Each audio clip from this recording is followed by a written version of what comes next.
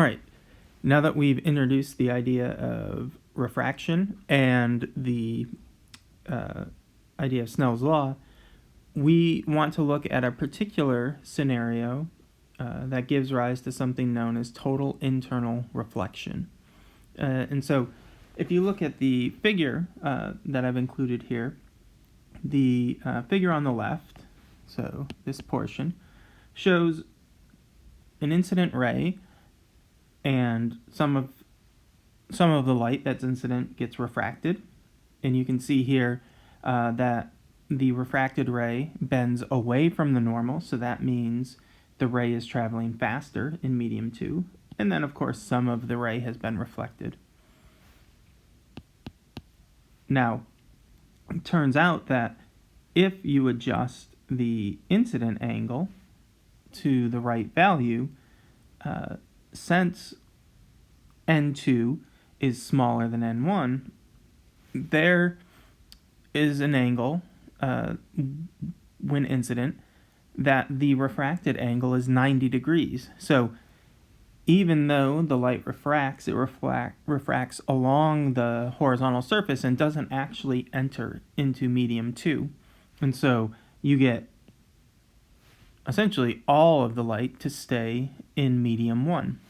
And then any angle larger than what we're calling this critical angle, then all of the light will reflect.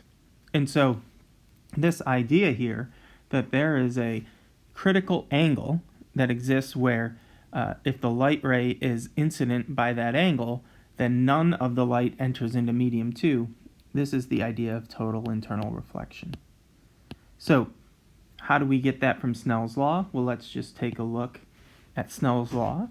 And theta 2, for our sort of critical angle case, theta 2 is equal to 90 degrees.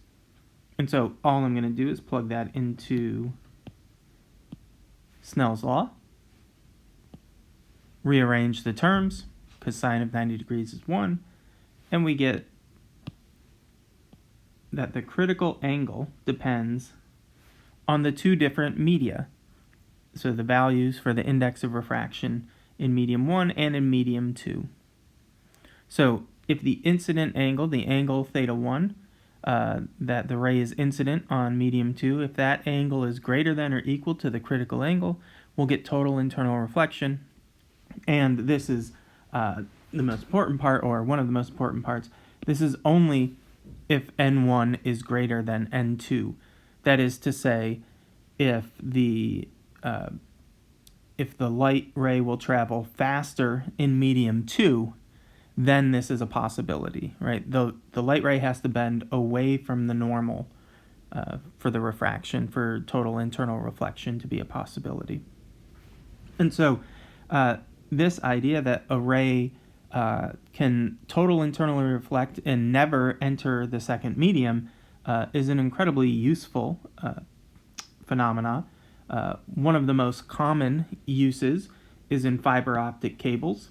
And so here you've got light that's entering the cable, and the light is entering at such a shallow angle that every time the ray hits the side, it's some sort of a glancing blow, and none of the light escapes into the outer medium. In this case, the outer medium might be air, but generally speaking, there's some material sort of encasing the fiber optic cable that has an index of refraction lower than the cable itself, and then you can get this total internal reflection.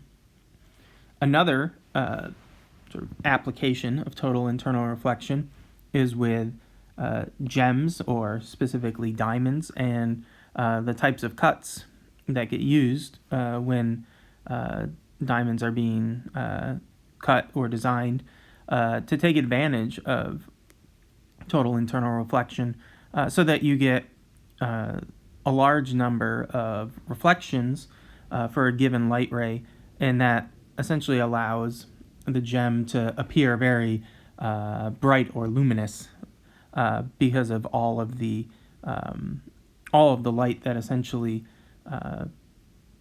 reflects back and forth within the material. Another interesting phenomena related to ray optics is the idea of dispersion. And dispersion comes about because the speed of light in a medium is actually frequency or wavelength dependent. And so we've ignored this fact up until this point. We've talked about an index of refraction of a given medium for light, but the reality is, for something like water, the index of refraction is slightly different for all of the different wavelengths or frequencies or colors of light.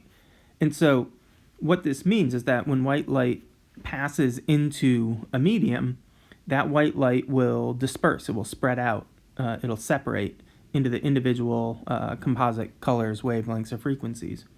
And so this figure of a prism gives you the idea of what goes on.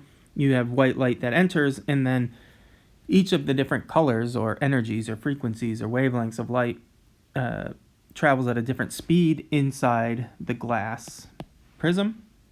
And so the different colors take different trajectories through the medium. And what that means is that the light essentially gets broken up into its individual colors, and on the other end of the prism, no longer do you have white light. White light would be all the different colors co-spatial. No longer is the light co-spatial. The light has been spread out into the individual colors, and you can see the rainbow.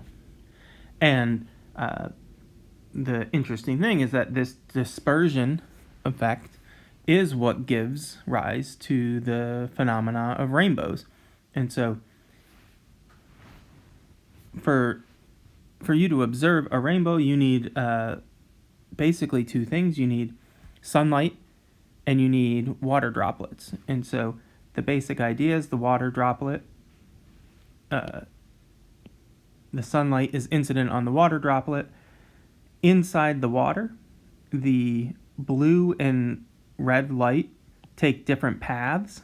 And so as the light reflects off the back of the water droplet, the blue or violet light here leaves the water droplet at a different angle than the red light.